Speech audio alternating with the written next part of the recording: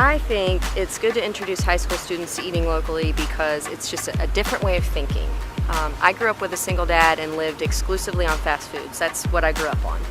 And I think that if I would have had someone show me just a different way that was possible to eat, that was more creative, inventive, fresher, I think I would have kind of gotten that a little sooner.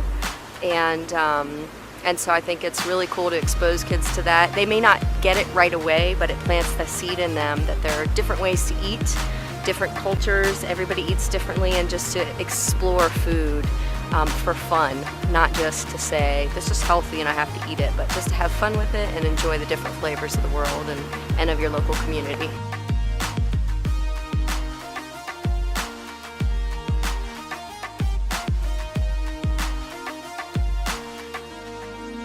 In terms of our sensitivity to the world and the ecology, we try to make decisions with our foods, the things that we use that are sensitive to our world.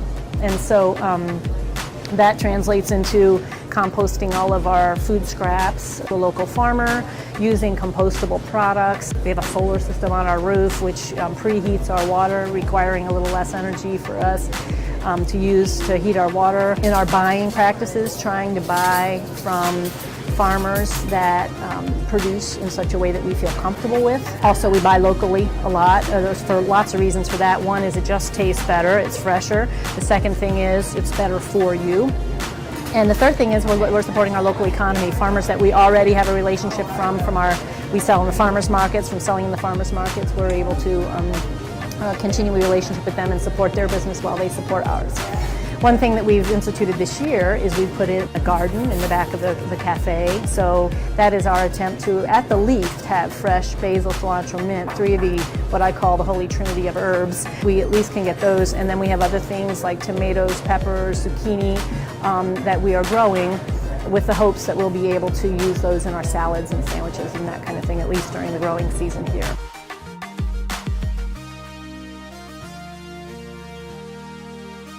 Fair trade, basically is just that. It's a way of trading fairly, typically in developing countries. In the case of coffee and chocolate, there's a labeling system, so there would be a fair trade label on it. For handcrafted items, it would be through a reputable fair trade retailer such as Artisan's Hope that work with vendors and suppliers that are members of Fair Trade Federation or members of the World Fair Trade Organization, just because to become members of that they have to meet certain requirements.